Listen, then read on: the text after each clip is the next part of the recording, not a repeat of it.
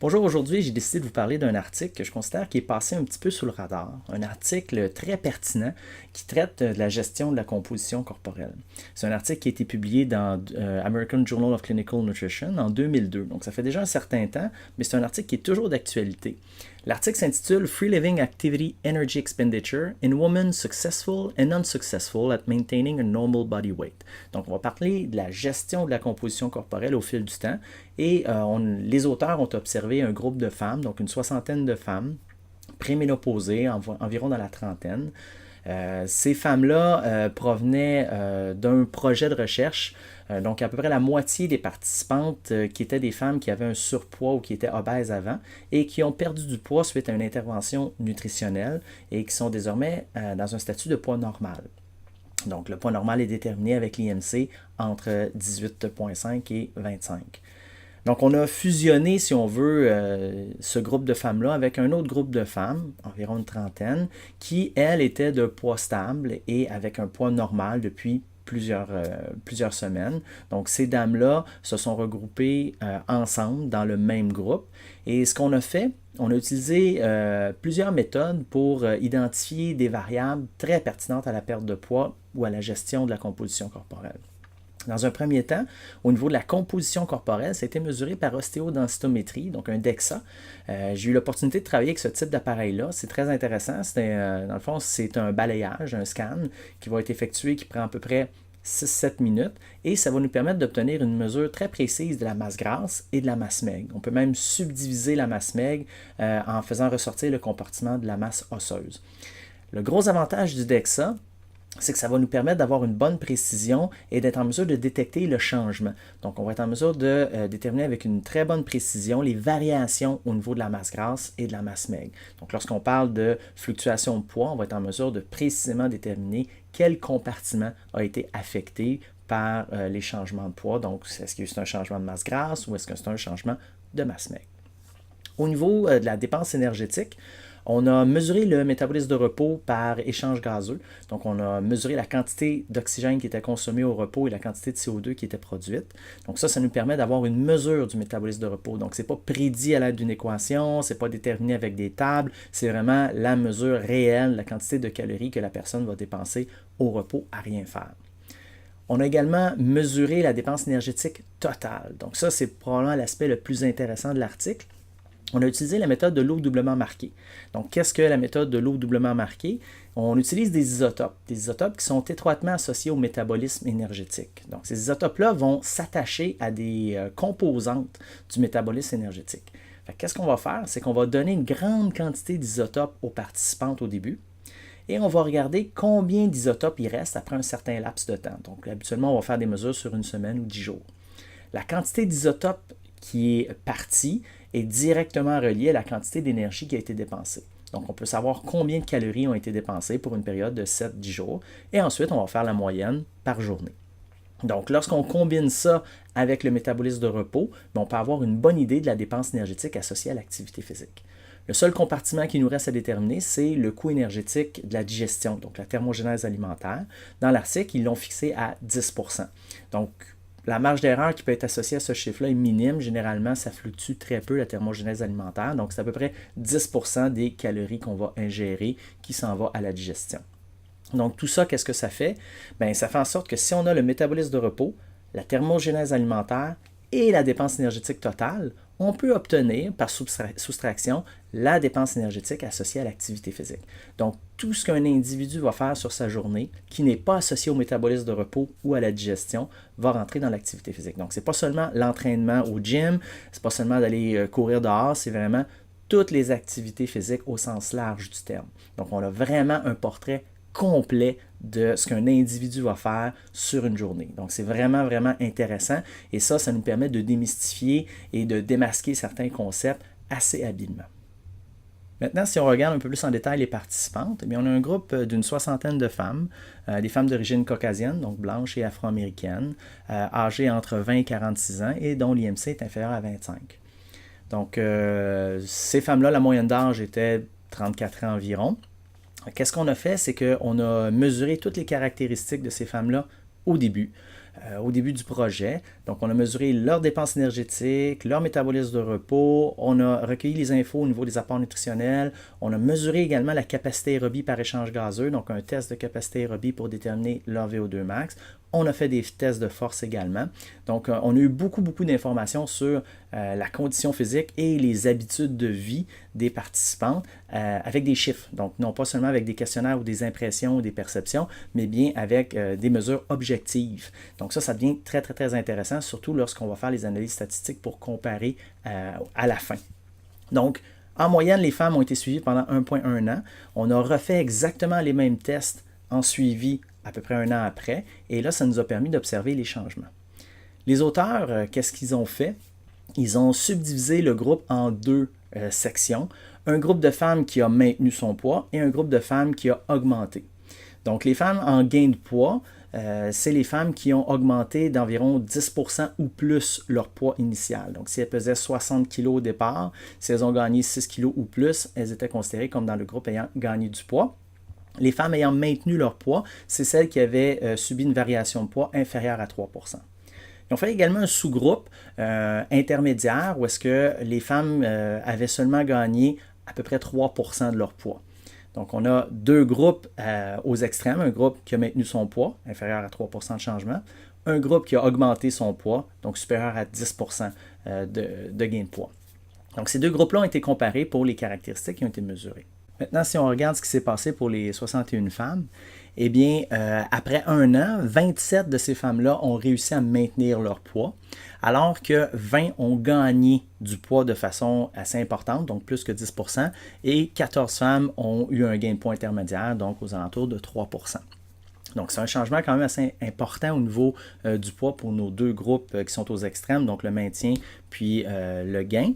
Et à ce moment-là, on a pu regarder les caractéristiques. Donc, ce qui va être vraiment intéressant, c'est de voir qu'est-ce qui a changé, puis qu'est-ce qui fait en sorte, probablement, qu'un groupe a gagné du poids alors que l'autre a réussi à maintenir.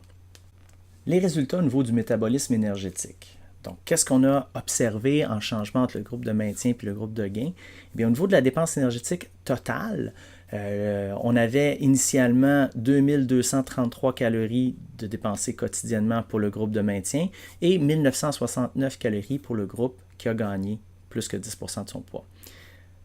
Lors du suivi, un an après, la dépense énergétique pour le groupe de maintien était à 2181 calories, donc à peu près une cinquantaine de calories de diminution par rapport à la mesure initiale. Le groupe qui a gagné du poids, 1917, également à peu près une cinquantaine de calories de moins que ce qu'il dépensait initialement. Donc, il n'y a pas une énorme différence au niveau de la dépense énergétique totale dans le changement à l'intérieur de chacun des groupes. Par exemple, l'écart est de 264 calories entre le groupe maintien et le groupe gain. Donc, c'est quand même assez important. On a à peu près 250 calories d'écart à chaque jour. Donc, sur une période de 1 an, ça peut faire une différence considérable dans la gestion du poids.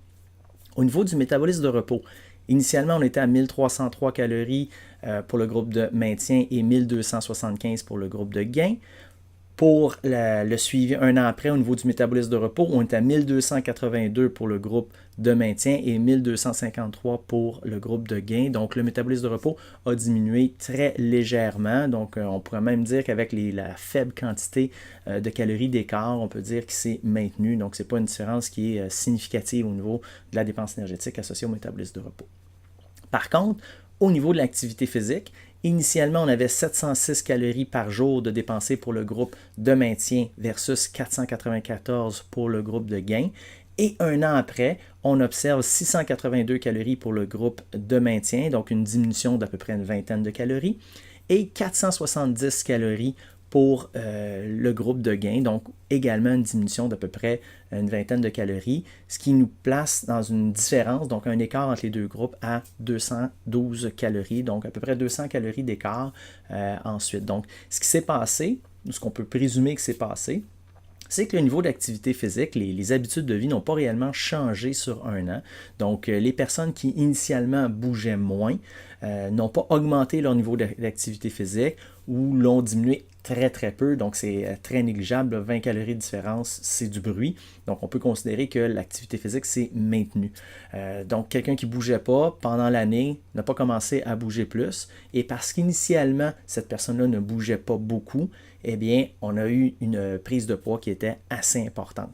Donc on peut voir que ce n'est pas des écarts qui sont monstrueux au niveau de la dépense énergétique, mais ça s'est soldé par une différence assez importante sur un an au niveau du changement de poids. Donc, on parle d'un écart là, de quelqu'un qui a maintenu son poids à plus ou moins 3% versus quelqu'un qui a augmenté de 10% son poids durant l'année.